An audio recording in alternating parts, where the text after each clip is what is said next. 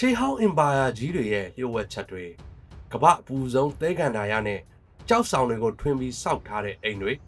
ဒါတွေအားလုံးကိုတနေရာထဲမှာမြင်ပူးချင်ပါသလားဒီနေ့မှာတော့ကျွန်တော်တို့ကအားလုံးကိုအရှိအလဲပိုင်းရဲ့အလှဆုံးအီရန်နိုင်ငံစီကိုခေါ်သွားပေးမှာပါတင်တခါမှမမြင်ဖူးသေးတဲ့အံ့ဩစရာနေရာ12ခုကဘာတွေဖြစ်မလဲဆိုတာအဆုံးထိကြည့်လိုက်ကြရအောင်နံပါတ်1ပါစီပိုလစ်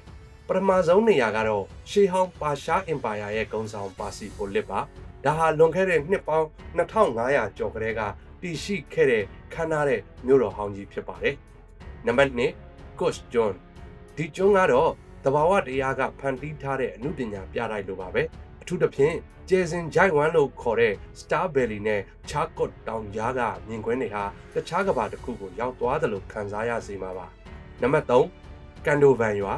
မိတောင်ချော်ကြောက်တွေကိုထွင်းပြီးအိမ်အဖြစ်နေထိုင်ကြတဲ့ကန်ဒိုဗန်ရွာဟာတကယ်ကိုထူးခြားပါတယ်ဒီနေ့ခေတ်အထိလူတွေတကယ်နေထိုင်နေကြတော့မလို့တက်ရှိရှေးဟောင်းရွာလေးလို့ပြောလို့ရပါတယ်နံပါတ်4ဘန်ခန်တက်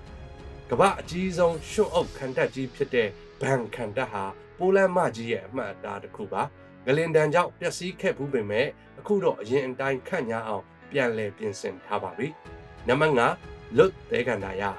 ကမ္ဘာအပူဆုံးနေရာတွေထဲကတစ်ခုဖြစ်တဲ့လွတ်သဲကန်တာရဟာအပူချိန်80ဒီဂရီကျော်အထိရှိတတ်ပါတယ်ဒါပေမဲ့သူ့ရဲ့သဲလိုင်းတွေနဲ့ထူးခြားတဲ့မြေမျက်နှာသွင်ပြင်ကဓာတ်ပုံဆရာတွေအတွက်တော့နိဗ္ဗာန်ပုံပါပဲနံပါတ်6တီဟီရန်မြို့အီရန်ရဲ့မြို့တော်တီဟီရန်ဟာခေတ်သစ်နဲ့ခေတ်ဟောင်းပေါင်းစပ်ထားတဲ့မြို့ပါရိုးရာဈေးကြီးတွေနဲ့ခေတ်မီတဲ့လမ်းမတွေနန်းတော်ဟောင်းတွေကဒီမြို့ရဲ့ဆွဲဆောင်မှုတွေပါပဲနံပါတ်9ဟော်မုတ်ကျွန်းဒီကျွန်းကိုတော့တက်တန့်ရောင်ကျွန်းလို့ခေါ်ကြပါတယ်မြေကြီးတွေကအနီးအဝါအပြားစသဖြင့်အယောင်ဆုံးနေတာကြောင့်တဘာဝတရားရဲ့ရောင်စုံပကြီးကားတစ်ချက်လို့လှပနေတာပါနံပါတ်10ယစ်မြို့ကန္နာရအလယ်မှာရှိတဲ့ယစ်မြို့ဟာရွှွန့်အုပ်အဆောက်အအုံတွေနဲ့လေဖမ်းမျှော်စင်တွေကြောင့်နာမည်ကြီးပါတယ်ရှေးခေတ်ပါရှားတို့ရဲ့အင်ဂျင်နီယာအတတ်ပညာကိုဒီမှာအထင်ရှားမြင်နိုင်ပါတယ်နံပါတ်9ဥ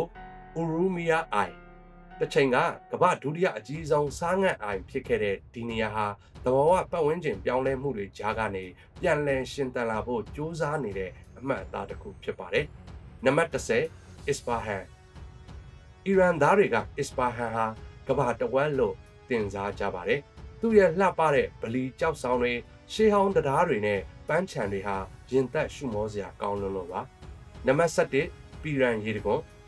အမြင့်150မီတာရှိတဲ့ပီရန်ရေတံခွန်ဟာအီရန်နိုင်ငံရဲ့အမြင့်ဆုံးရေတံခွန်တွေထဲကတစ်ခုပါတောင်တန်းတွေကြားမှာစီးဆင်းနေတဲ့ဒီရေတံခွန်ဟာသဘာဝချစ်သူတွေအတွက်အကောင်းဆုံးနေရာတစ်ခုပါပဲနံပါတ်7ဆူတန်အာမီယာအာမတ်ရေချိုးဆောင်နောက်ဆုံးတစ်ခုကတော့ကာရှမ်းမြို့ကရှေးဟောင်းရေချိုးဆောင်ပါအတွင်းပိုင်းကြွေပြားလက်ရာတွေနဲ့အမိုးပေါ်ကမှန်ပတင်းပေါက်တွေကနေအလင်းဝင်ပုံဟာအမှုပညာမြောက်သွန်းလို့မဖြစ်မနေသွားကြည့်သင့်ပါတယ်ဒါဆိုရင်သင်အသွားချင်ဆုံးနေရာကဘယ်နေရာဖြစ်မလဲ comment မှာရေးပေးခဲ့ပါဦးဒီလိုစိတ်ဝင်စားစရာဗီဒီယိုတွေကိုနောက်ထပ်ကြည့်ချင်တယ်ဆိုရင်တော့ကျွန်တော်တို့ရဲ့ channel ကို subscribe လုပ်ထားဖို့မမေ့နဲ့နော် like နဲ့ share လေးလုပ်ပြီးတော့အားပေးသွားပါဦးနောက်ထပ်ဗီဒီယိုတွေမှာပြန်တွေ့ကြပါမယ်အားလုံးပဲတာယာတဲ့နေ့လေးဖြစ်ပါစေ